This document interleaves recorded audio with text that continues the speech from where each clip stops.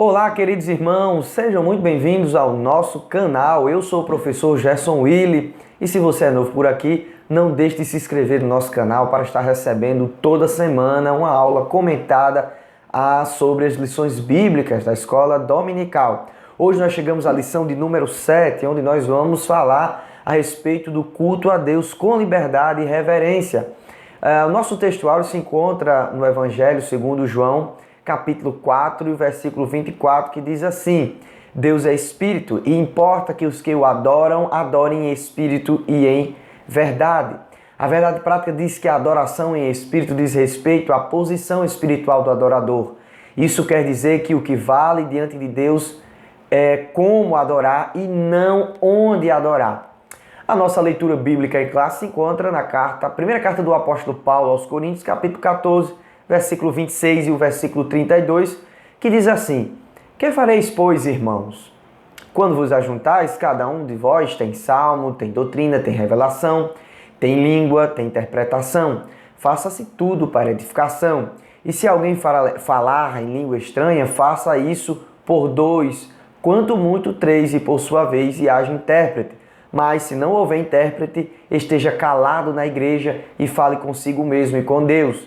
E falem 2 ou 3 profetas e os outros julguem. Mas se o outro que estiver assentando, for revelado alguma coisa, cale-se o primeiro, porque todos podereis profetizar, uns depois dos outros, para que todos aprendam e todos sejam consolados. E os espíritos dos profetas estão sujeitos aos profetas. Nós temos 3 objetivos específicos nessa lição. O primeiro deles é conceituar o culto pentecostal. Depois iremos apresentar o centro do culto pentecostal. E aí o nosso ponto 3 é explicar como se expressa a liturgia da nossa igreja. Então vamos para a nossa introdução. No Novo Testamento não há um manual de regras de como deve proceder a liturgia de um culto. O Novo Testamento não é um manual de cerimônias. Mesmo assim, podemos tomar como exemplo a igreja de Corinto, que foi tanto elogiada quanto repreendida pelos excessos e falta de sabedoria. Nisso podemos nortear de como devemos prestar um culto saudável e o que o Senhor se agrada. Então nós olhamos para a igreja de Corinto, o apóstolo Paulo elogia, louva os coríntios de uma certa forma, e outra ele recebe, ele envia aquela repreensão. Então nós dali tiramos o exemplo bom e o exemplo ruim daquilo que devemos fazer e aquilo que não deve acontecer no meio de nossas reuniões, de nossos cultos. Então vamos para o nosso primeiro ponto. Culto pentecostal, liberdade e reverência. E aí o nosso subtópico, a flexibilização cristã. Então vamos lá. Existem várias formas de expressão e culto da religião cristã. Algumas têm o seu arcabouço mais sofisticado em relação à ornamentação e o rigor da liturgia, como no caso da Igreja Católica Romana, Ortodoxa e de algumas denominações protestantes. Então, algumas denominações, como a gente vê aqui nas imagens, costumam colocar aqui roupas bastante específicas, com símbolos e com imagens, com ilustrações. As paredes das igrejas são todas revestidas com algum tipo de imagem que lembra alguma cena da Bíblia. Enfim, em relação a isso, em comparação a isso, nós temos as igrejas evangélicas que simplificam a forma de manifestação de culto e também a ornamentação dos seus templos, principalmente os evangélicos pentecostais. Às vezes um templo, só um quadrado, não tem ali uma ornamentação, uma simbologia. Se não tiver um nome, a placa ali na frente que tenha o nome Assembleia de Deus, ou então denominação tal, não dá para reconhecer que é uma igreja, digamos assim, porque as características, eles não, nós pentecostais não se importamos muito com a aparência externa em relação aos templos. Isso não significa que nós, claro, não fazemos um bom trabalho em relação a isso, mas que a importância não é dada muito a isso, não é o fator principal da nossa adoração demonstrar algo apenas exterior. Então essa flexibilização não significa que existam regras estabelecidas quanto à ordem e decência nos cultos propostos na Bíblia. Temos que nos referendar de acordo com 1 Coríntios, capítulo 14, versículo 40, que diz: Mas faça-se tudo decentemente e com ordem. Então existe uma flexibilização, né? Alguns adoram de uma forma, outros adoram de outra, mas não significa que a Bíblia não diz assim, ó, fica à vontade para você adorar sem regras alguma. Existe sim um modelo de regra que a gente deve seguir, não como um manual de cerimônia, mas fica ali os resquícios onde a palavra de Deus mostra o que é um culto agradável e aceitável a Deus. Então são várias religiões, são várias denominações, aliás, na religião cristã, algumas consideramos como heréticas e outras não, e às vezes as não heréticas usam sim como simbolismo, né? Algumas pinturas dentro da igreja, a referência do templo, né? Então, nós não costumamos fazer assim, os templos são um pouco mais simples no caráter arquitetônico, mas nós temos as nossas referências quanto à liturgia. Então, a palavra culto aqui, né? É um sinônimo de adoração, vem do grego latreia, que é serviço, adoração, e do verbo latreu, que é servir, prestar culto, adorar. Então o culto é isso, é um serviço de adoração a Deus, né? É um trabalho em adoração a Deus. Isso não significa que seja algo penoso, que tenha que sacrificar você o tempo todo. Não, é algo prazeroso, é algo que traz ao coração do crente uma alegria, ele está ali por voluntariedade. Então a primeira tradição dos escritos bíblicos do hebraico, a primeira tradução dos escritos bíblicos do hebraico para o grego, que é a Septuaginta, traduz do hebraico evodá para latreia. Então ela aparece 3 vezes com esse sentido no Novo Testamento. Então a primeira passagem é Romanos 9,4, que são israelitas dos quais a adoção de filhos e a glória e os concertos e a lei e o culto e as promessas. Romanos 12,1 diz: rogo-vos, pois, irmãos, pela compaixão de Deus, que apresentei o vosso corpo em sacrifício vivo, santo e agradável a Deus, que é o vosso culto. Então é a mesma palavra aqui se referindo a culto. E também Hebreus 9,1. Ora, também o primeiro tinha ordenanças de culto divino e um santuário terrestre. Então o culto pentecostal, né, clássico, são baseados nessas premissas: um serviço de adoração a Deus, prestar um culto, né, em louvor, em elogio, né, aquele que é, né, Deus, ele é o detentor de toda a glória, ele é Senhor da glória, né? Então nós nos reunimos para isso, para dar louvor a Deus em comunhão com os irmãos. Então no nosso ponto 3 aqui vamos falar a respeito da reverência no culto, algo que a gente está vendo que está um pouco balançado nesses últimos dias, porque as pessoas acabam, né, dizendo: eu tenho liberdade em Deus, então eu posso fazer o que quiser aqui na igreja, nesse momento de reunião. Então a adoração a Deus é algo sublime na vida do cristão. Ela independe do ambiente de culto. Mas quando estamos reunidos, ou seja, você pode adorar a Deus em qualquer lugar, na sua casa, no seu trabalho, você pode estar ali em espírito, né, adorando a Deus. Mas quando nós estamos reunidos em seu nome, devemos nos lembrar da gravidade e reverência deste momento. É o que está acontecendo, irmãos, hoje, nos últimos dias. As pessoas não entendem que aquela reunião em nome de Deus é uma reunião de gravidade. É uma reunião que temos que prestar culto a Deus. Não é uma reunião onde você tem que ficar com medo. Isso aí é óbvio que nós devemos ficar assim. Temos liberdade ali para adorar a Deus. Mas nós devemos entender que o culto, a liturgia, ela é sagrada, ela é santa, porque ela é separada para Deus. Na nossa outra aula passada, se você não assistiu, eu aconselho você a ir buscar no canal, aula número 6, nós falamos em relação à santificação. Então tudo que concerne a Deus, ali nessa reunião, é algo consagrado a Deus. Então é algo que nós temos que ter reverência, total atenção e um coração separados para Deus. Então vejamos algumas verdades sobre o culto a Deus. O culto é do homem para Deus. É um costume de dizer: eu vou para o culto hoje, tomara que eu goste do culto. Tudo bem que às vezes a gente sai assim um pouco triste porque não ouviu aquilo que queria ouvir, né? E o culto não é para você ir lá apenas ouvir o que você quer ouvir. O culto é para Deus, o culto é preparado em homenagem, digamos assim, a Deus. O culto tem que ser teocêntrico, onde Deus é o centro de todas as coisas. Não é um ambiente apenas para bajular o próximo. Digo apenas no sentido até irônico, né? Que a gente vê cultos que são extremamente para isso. Simplesmente para dizer que você pode, você é vencedor. E aí a gente esquece de dizer que nós somos dependentes de Deus, que Ele é o nosso Senhor, que nós não temos condições de viver sem Ele.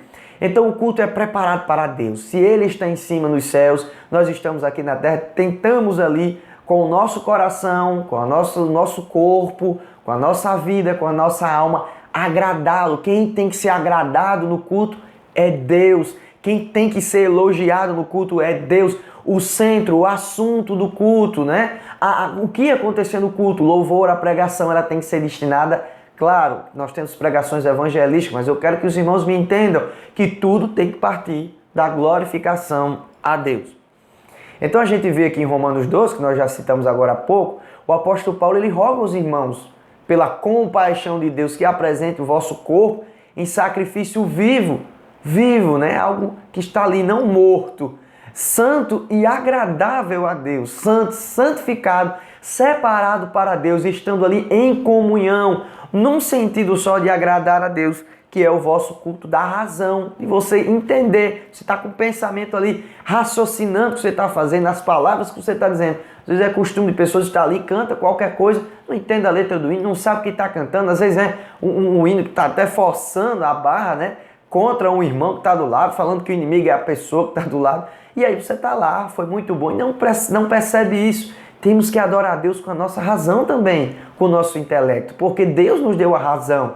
Muitas pessoas acham que a racionalidade, né, o sentido de nós raciocinarmos é algo do mundo. Não, Deus nos dotou de razão. Você está assistindo esse vídeo aí, se você está me entendendo, você está usando a sua razão, né? E aí a gente vai ver também a parte do coração aqui.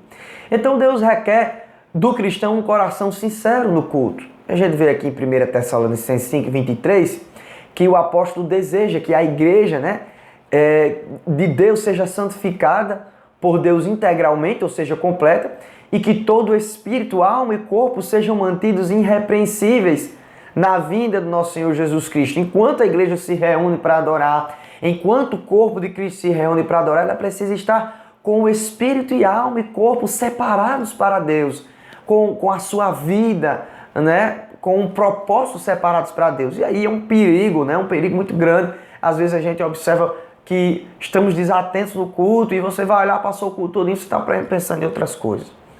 Então, existe um mito por aí que Deus recebe de qualquer forma, é só você ir lá e estar na igreja. Eu estou aqui na igreja, então vai dar tudo certo, Deus já marcou os meus passos. É o tal da contagem de passos. Deus, ele contou os passos que você deu até lá. Tudo bem, irmão, se você foi até lá com o seu coração querendo adorar a Deus e não com o espírito de barganha, é claro que Deus observou a sua atitude de sair de casa, de ir junto em comunhão com os irmãos. Claro que Deus fez isso, mas nós não podemos usar a adoração a Deus ou prestar de culto como se fosse uma moeda de troca. Não, Ele é o Senhor que recebe a nossa adoração, que recebe o nosso louvor, porque Ele é digno. Ele não é só merecedor, Ele é digno dessa adoração. Então Deus não recebe todo tipo de culto. Existem cultos por aí, entre aspas, que eu coloquei aqui entre aspas, porque pessoas acham que estão adorando a Deus, mas desagradam porque desconhecem aquilo que Deus gosta, aquilo que Deus quer receber em um culto. Então a gente vê aqui em Amós 5:22, onde Deus estava indignado com a congregação de Israel, de Judá, onde o povo não estava adorando a Deus como deveria, estava com o coração distante. E ele diz o seguinte: ainda que me ofereçais holocaustos e ofertas de manjares, eu não me agradarei delas. Eles estavam cumprindo um ritual, mas a sua vida, o seu coração estava distante. E ele diz: nem atentarei para as ofertas e pacíficas dos vossos animais gordos. E outra, né? O 23 diz assim: afasta de mim o som dos vossos instrumentos, porque eu não posso suportar. Então o culto que agrada a Deus é um culto que envolve tudo isso, o seu corpo, a sua mente, a sua alma, em adoração a Deus, raciocinando aquilo que você está dizendo e dando a Deus glória, porque Ele é digno de honra e de louvor. Eu achei aqui essa figurinha na internet, né? E muito interessante, onde você vê aqui pessoas que estão na hora do culto, e a gente vê muito isso, né? Usando o celular. Às vezes a gente tem um costume tão grande, irmãos, de estar com o celular no bolso, querendo se conectar o tempo todo, que a gente acaba levando e há uma notificação, você que já quer olhar, ficar preocupado. Nós devemos parar com isso, né? Nós devemos ter cautela, e isso é para todo mundo, né? Devemos observar que Deus, Ele, na hora da adoração a Deus, precisamos entender que Ele é o Senhor e a Ele somente a atenção. E aí a gente vai ver aqui o primeiro, né, ele está preocupado com a lâmpada, né, observando a lâmpada, e a outra pessoa aqui com a Bíblia aberta, essa senhora aqui, né, e ela diz, está preocupada que é a hora da novela dela.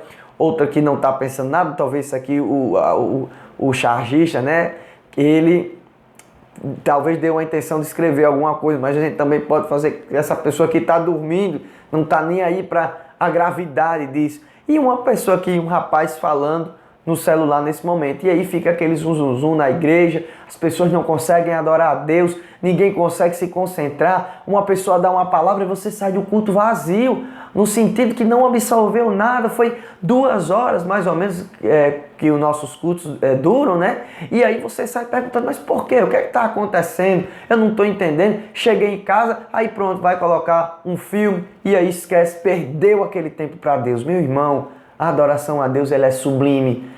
A adoração a Deus é algo, o culto a Deus é algo que tem que ter reverência total, né? E aí precisamos entender que esse momento é para Deus. Há pessoas que ficam pensando no futebol, na novela, no cachorro que deixou em casa, enfim, em todas as outras coisas e não adoram a Deus, não conseguem dizer assim, eu vim aqui para te adorar. E ainda tem algo que eu acho interessante, é que o culto, ele não começa apenas na igreja, ele já começa de casa. Você já começa se preparando, se arrumando, né, dando glória a Deus na sua vida, dizendo, hoje eu vou, mais uma vez, com o propósito de adorar a Deus na beleza da sua santidade, junto com os irmãos. Lembrando que essa comunhão do culto, ela só é verdadeiramente legitimada com a comunhão dos irmãos. Então chegamos aqui no nosso tópico 2, o centro do culto pentecostal. E aí, o autor aqui da revista, ele deixa a definição de igreja no sentido bem amplo, né? Igreja é toda congregação ou assembleia que se reúne em torno do nome de Jesus Cristo, como Senhor e Salvador, professando a fé nele publicamente de forma diversificada. Claro que não existe uma liturgia só. Nós não estamos dizendo que o modelo de liturgia da Assembleia de Deus é o modelo aonde por meio dele Deus apenas recebe adoração. Não, nós temos várias denominações que adotam um modelo diferente. Porém, é necessário que exista um rigor no bom sentido dessa palavra, em relação àquilo que se procede no culto, com ordem, com decência, sabendo o momento de cada coisa, sem atropelos, né? E aí a gente pode adorar a Deus de uma forma diversificada, mas que Deus ele seja o centro da nossa adoração, ele seja o centro do nosso culto, ele seja o centro do nosso assunto. O assunto dos louvores é adoração a Deus. Se não é um louvor que fale sobre o Evangelho, um hino que fale sobre o Evangelho de pregação, temos que adorar a Deus nos nossos louvores. E aí é comum nós observarmos tantas músicas antropocêntricas, né? Onde o homem está no centro, onde o homem quem vai receber é muito eu vou, eu irei, eu e nada de o Senhor é poderoso, Deus é fiel, Deus é bom. As crianças às vezes cantam hinos tão simples de adoração a Deus. Deus criou o mar, Ele criou o céu, e aí pessoas acham que essa adoração Deus não está recebendo, mas eles às vezes estão louvando legitimamente do que pessoas que estão cantando hinos aí a esmo, né, para simplesmente acariciar o ego de alguém. É como você recebe uma oportunidade para adorar a Deus, e aí quando chega lá diz assim, olha, escuta esse hino aí que é para você. O hino é para Deus, a adoração é para Deus. E aí, é claro, a gente fala em relação ao hino evangelístico, que mesmo o hino evangelístico, que tem uma mensagem salvadora, ele é destinado para a glória de Deus. Então, alguns nos acusam, dizendo que, de alguma forma, somos adeptos do montanismo. E esse movimento aqui, fundado por Montano, na Frígia, ele era um sacerdote frígio, no primeiro século, 157 depois de Cristo, que dava ênfase ao Espírito Santo acima de Jesus Cristo. Nós não damos ênfase ao Espírito Santo acima de Jesus. Nós não fazemos exclusiva uma pessoa apenas da Trindade. Nós adoramos a Deus na sua forma completa, adoramos ao Deus Trino. Então, o movimento montanista, né, eles acreditavam que tinham o dom da profecia, davam muita ênfase aos dons espirituais, principalmente da profecia, e se alegavam ser os detentores da exclusividade da palavra de Deus. Nós não fazemos isso. Então quem faz essa acusação faz assim levianamente, sem entender né, sem talvez nunca ter pisado num templo de uma igreja evangélica clássica pentecostal. E aí muitos fazem isso, né? Escutam só por críticas e deixa de ir lá ver o que é realmente um culto de adoração a Deus. Não dizemos que todos, né? A igreja ela é feita de pessoas, de seres humanos que erram, que falham. E aí não significa que existe uma perfeição, como uma perfeição divina no seu arcabouço completo. Não, nós temos as nossas falhas, como qualquer denominação tem. Mas nós procuramos fazer o que está escrito na palavra de Deus. Então a nossa declaração de fé, eu não coloquei aqui a página, né, mas diz: reunimos-nos como corpo de Cristo para adoração pública do Deus Trino. E é isso que a gente faz, se reúne como corpo de Cristo para adorar a Deus, né, o Pai, o Filho e o Espírito Santo. Veja que eu deixei essa imagem aqui no centro. Cristo tem que estar no centro dessa adoração. É o Deus Trino, mas louvamos a Deus através, né, do Espírito Santo, dando glória a Deus, ao Pai, através de Jesus Cristo. Então, o centro do nosso culto e da nossa pregação é Jesus Cristo. Veja, Filipenses 3:3 diz o seguinte: porque a circuncisão somos nós, que servimos a Deus em espírito e nos gloriamos em Jesus Cristo e não confiamos na carne. A gente não se confia porque a igreja tem doutores, porque a igreja tem um coral de música. Não, nós nos confiamos em Deus, nós nos confiamos que a adoração é recebida por Ele, porque Ele é misericordioso, porque não adianta você ter um templo tão organizado, né? Não adianta você ter um prédio, né, tão ornamentado se a adoração a Deus está ferida, se a santidade de Deus está sendo ferida naquele local. E é o que nós vemos mais aí nesses últimos dias com a tão famigerada teologia da prosperidade, onde tem templos suntuosos, mas a pregação lá está ferida. É uma mensagem totalmente antropocêntrica, uma mensagem de triunfalismo barato. Nós chegamos aqui no nosso ponto 2, o culto vibrante no poder do Espírito. O culto tem que ser como, irmão? Já que tem um rigor no sentido da liturgia, ou seja, no sentido que nós devemos organizar como deve se proceder o culto, significa que o culto tem que ser parado, tem que ser alguém lá em cima e todo mundo calado, escutando como se não pudesse se alegrar junto com a pessoa que estivesse falando. Eu acredito, como que não? E a palavra de Deus diz que não é também assim que se procede um culto. Então, o culto vibrante no poder do Espírito. O culto a Deus é algo dinâmico, onde toda a congregação está envolvida, toda a congregação está envolvida no culto, né? E dá sua contribuição na adoração a Deus. O Espírito de Deus é dinâmico e faz com que a igreja de Cristo adore dentro desse dinamismo. Então a congregação está ali e o Espírito de Deus tem esse dinamismo. Um pode dar glória a Deus, outro pode dar aleluia. Claro, fazendo isso de uma forma moderada, tranquila, onde todos os irmãos adoram em conjunto. Todos ali estão em espírito, precisam estar em espírito, adorando a Deus num consenso. E aqui vejamos o que o apóstolo Paulo diz, em 1 Coríntios 14:26, que é a base norte da nossa lição hoje. Que fareis, pois, irmãos? O que vocês farão quando vocês se ajuntarem? Aqui está falando de um culto, né? Se ajuntamento aqui é culto. Ele diz, olha, cada um de vós tem salmo, tem doutrina, tem revelação. Lembre, veja, eu coloquei em negrito aqui para você observar. Cada um de vós. Então, existe uma participação, existe uma liderança, sim, mas como? A gente vai ver como é a nossa liturgia, de como é que se procede, e a gente vai ver que os irmãos têm essa oportunidade de salmodiar, de trazer uma palavra de doutrina, uma revelação da parte de Deus, falar em línguas, tendo interpretação, e o apóstolo diz, faça-se tudo para a edificação da igreja. É louvor, o culto, a gente vai ver aqui, deixa eu ver se eu coloquei, o que é que nós devemos aprender com isso, né? O que é que nós devemos aprender nesse conselho do apóstolo Paulo? Primeiro, o culto a Deus ele é dinâmico, ele tem movimento, ele não é uma coisa morta, uma coisa fria, né? Ele não é algo parado, onde as pessoas foram para lá como se fosse simplesmente uma palestra de mecânica, às vezes uma palestra de mecânica, né? de automóveis, seja lá o que for, é um pouco mais animado, as pessoas perguntam e tal, mas não é algo assim simplesmente solto, onde você vai lá, pronto, acabou, vou embora. Não, existe uma dinâmica nesse culto. A igreja participa ativamente, que nós estamos vendo aqui, cada um de vós.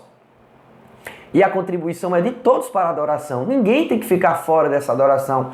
É claro que nos cultos públicos, onde vem pessoas de fora, onde as pessoas recebem, né, a a palavra de Deus, elas são chamadas a adorar junto com a igreja, a ser participantes desse corpo, inclusive aí onde está o nosso costume de fazer o apelo. Então o culto também edifica a igreja, o que a gente vê aqui, faça cada um para edificação, tanto na palavra quanto nos dons. A palavra de Deus vem no culto para a edificação da igreja. A igreja sendo edificada, ela é santificada e automaticamente ela dá glória a Deus pela misericórdia de Deus que está corrigindo seus filhos, está ali consolando os seus filhos, e assim a igreja vai adiante nessa dinâmica. O culto a Deus, ele não é parado, ele não é estagnado. Os irmãos estão ali, têm liberdade para adorar a Deus. Então, as características de um culto pentecostal. O culto na igreja primitiva era diferente da liturgia nas sinagogas, né? A sinagoga tinha toda uma liturgia, existia uma separação ali de crianças de tal idade, não podia sentar. E quando aconteceu esse culto na igreja primitiva, eles diferiram, né? Não tomaram para si o fardamento, digamos assim, essa linguagem figurativa, de um culto na sinagoga, né? De uma reunião na sinagoga. Mas eles receberam alguns elementos que foram oriundos dessas reuniões na sinagoga, como diz Tiago 2:2. A gente vê que temos oração e canto, tinha também na sinagoga, né?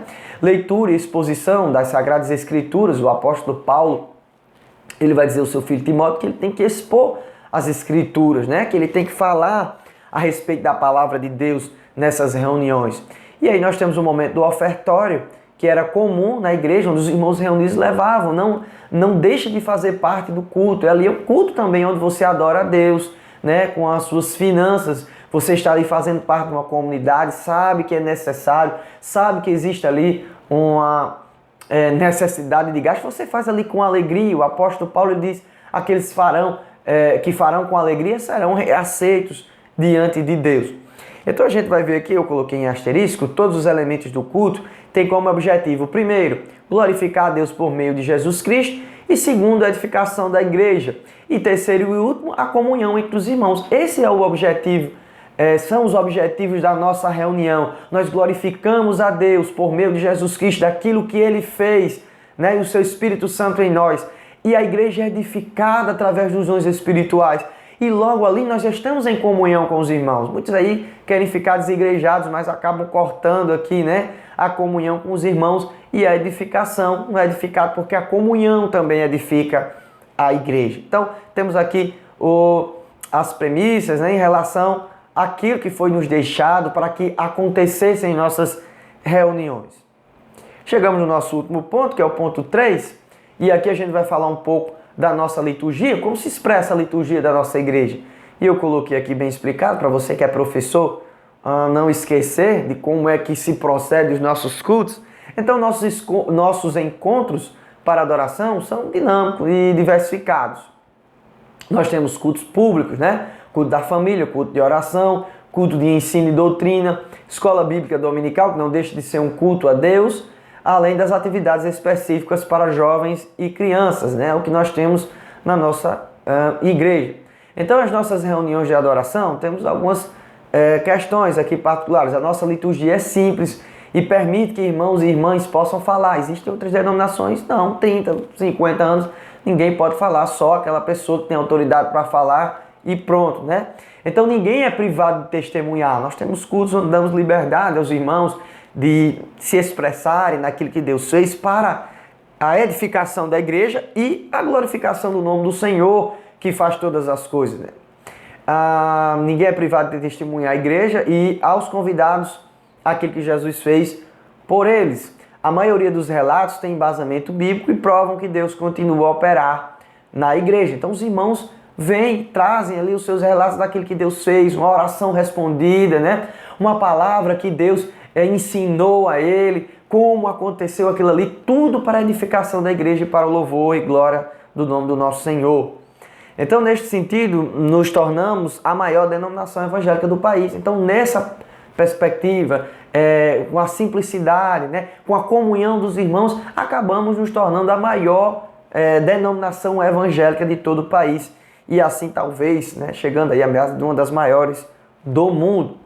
Então, o que é um culto pentecostal? Como se procede um culto pentecostal? Você que está assistindo, que resolveu vir até aqui, não é pentecostal, veio por curiosidade, né? Nossas reuniões coletivas apresentam as características, ou seja, louváveis, né? Que tem duas características da igreja de Corinto. Nós observamos aquilo que o apóstolo disse que era louvável para a igreja, né? Uns têm salmos, outros têm hino, tem língua, tem interpretação, tem profecia, pode haver a profecia no culto, tem a palavra de Deus que é expressa ali, né? E aí nós se reunimos para isso, para edificação, louvor e glória do nome do Senhor Jesus Cristo. As manifestações mencionadas em 1 Coríntios são reais entre nós, como eu acabei de falar sobre isso, né? Então, são verdadeiras. A gente vê que os versículos 27 e 32 do 1 Coríntios, capítulo 14, o apóstolo trata de um culto pentecostal referindo-se aos dons que são parte da liturgia e como eu acabei de falar aqui sobre isso, né? Então nós chegamos à conclusão que o culto pode ser dinâmico como ordem e decência. O dinamismo não significa desordem. Tem gente que confunde isso. Um culto dinâmico tem que ser desordem, gente jogando cadeira para cima, pulando debaixo do banco, gente caindo para um lado e para o outro. Irmãos, isso não significa um culto pentecostal, né? E aí é por isso que há já uma distinção dos pentecostais clássicos e do novo pentecostalismo que está entre o neo, né, e o pentecostalismo clássico, ainda tem esse tipo de divisões que alguns fazem, né? E aí, um culto com ordem e decência é um culto que se procede sim à liberdade dos dons espirituais, mas nada exacerbado, exagerado no sentido de sair da ordem, ser uma desordem, a ponto dos incrédulos, as pessoas que não entendem o que está acontecendo ali, se escandalizam e saem ali sem entender nada, não entender nada por causa da desorganização. E aqui eu não tenho o costume de colocar a conclusão, eu sempre deixo os irmãos sem os slides da conclusão, para que você possa concluir assim conforme você quer, mas eu resolvi fazer essa conclusão aqui: a adoração aceitável a Deus em um culto, aceitável em um culto a Deus. Então, no diálogo com a mulher samaritana, Jesus nos deixa pistas de como deveria ser o modelo certo da adoração que agrada a Deus. Vejamos o que ele diz, olha, Jesus dizendo à mulher samaritana que queria saber se poderia adorar no Monte Gerizim ou se era no templo a qual Herodes, né, tinha feito ali a reconstrução.